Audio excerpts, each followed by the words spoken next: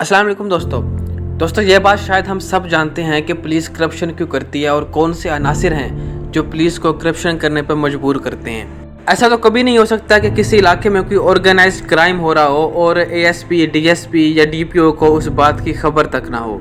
इन organised crime का पैसा police के बड़े ऑफिसर्स को भी जाता है, लेकिन जब पकड़ धकड़ की जाती है तो सिर्फ एसएचओ और एएसआई रैंक्स के ऑफिसर्स को ही इस करप्शन में मुलविस करार दिया जाता है और उन्हें सजाएं भी दी जाती हैं। आप पुलिस की हिस्ट्री उठा के देख लें, आपको अंदाज़ा हो जाएगा कि पुलिस डिपार्टमेंट कभी भी अपने सीनियर ऑफिसर्स को करप्शन में मुलविस होने के बावजूद भी सज़ा नहीं देती। वो सज़ाएं सिर्फ अपने छोटे और जूनियर रैंक्स के ऑफिसर्स को देती है।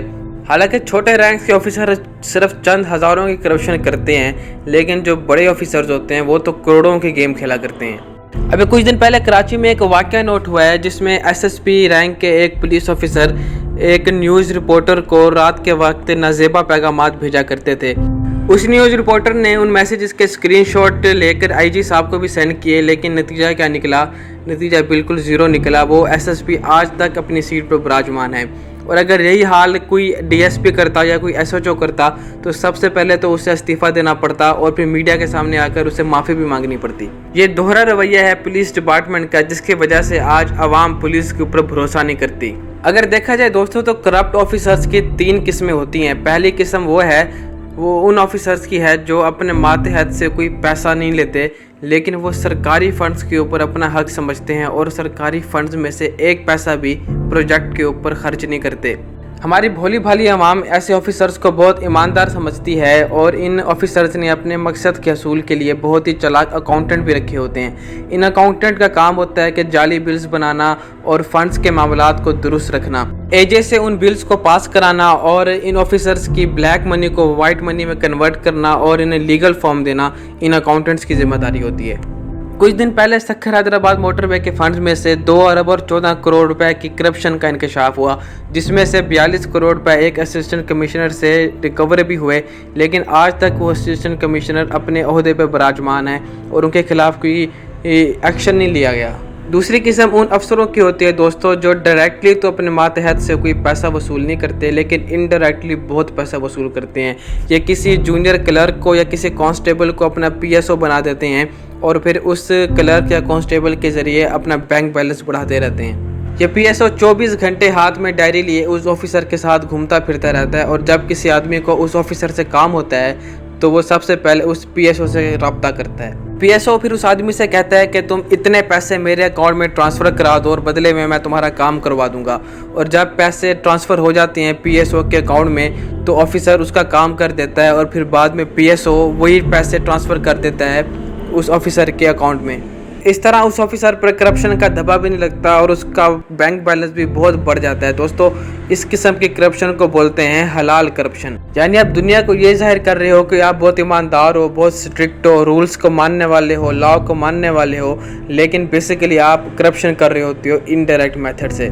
तीसरी किस्म दोस्तों उन इंतहाई करप्ट अफसरों की है जो बराह रास्त अपने मातहतों से माहाना या हफ्ता पैसा वसूल करते हैं। किसी इलाके का डीपीओ किसी अपने मातहत एसएचओ को कहेगा कि तुम मुझे हफ्ते का 2 लाख रुपए दिया करोगे, वरना मैं तुम्हें सस्पेंड करवा दूंगा या तुम्हारा ट्रांसफ़र करवा दूंगा या तुम्हारी जॉब ख़त्म हो जाएगी। तो वो एसएचओ बेचारा प्रेशर में आकर करप्शन करेगा और हफ्ते का 2 लाख रुपए उस डीपीओ को दिया करेगा, वरना उसकी जॉब चली जाएगी। इस तरह दोस्तों हाई रैंक के जो ऑफिसर्स होते हैं वो करप्शन करते हैं अपने मातहतों को साथ मिलाकर, और जब पकड़ धकड़ होती है तो हमेशा बेचारे छोटे लेवल के ऑफिसर्स ही पकड़े जाते हैं, क्योंकि करप्शन तो सारी उन्होंने की होती है, करप्शन उनके नाम पे होती है। बस पैसा और महाना जो वसूल करते हैं वो हाई ऑफिसर्स वसूल कर रहे होते हैं। मैं ये नहीं कह रहा दोस्तों कि पाकिस्तान के अंदर अच्छे और ईमानदार अफसरान हैं ही नहीं, बिल्कुल हैं, इसमें कोई शक नहीं, लेकिन अफसोस की बात यह है कि इनकी तादाद बहुत कम है। ये लोग सिर्फ उंगलियों पे गिने जा सकते हैं।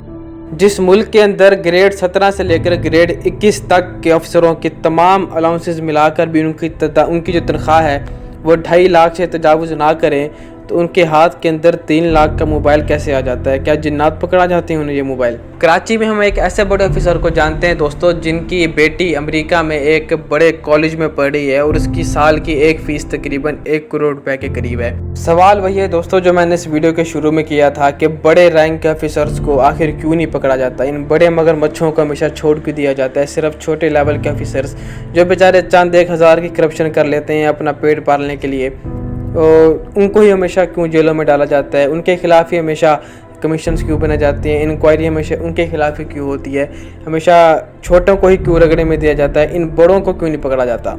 अगर इन बड़े ऑफिसर्स के करप्शन का पैसा वसूल कर लिया जाए और उनका प्रोटोकॉल ख़त्म कर दिया जाए तो यकीन जाने कि आज पाकिस्तान के अंदर पेट्रोल की कीमत शायद 80 से 90 रुपये हो जाए। लेकिन इन्हें लोगों की या पाकिस्तान की कोई फिक्र नहीं होती। ये लोग सिर्फ अपना ख़ानदान संवारने के लिए, अपना नाजायज़ खून को बढ़ावा देने के लिए ये लोग सीटों के ऊपर विराजमान होते हैं और आवाम का पैसा पेट भर के खाते हैं।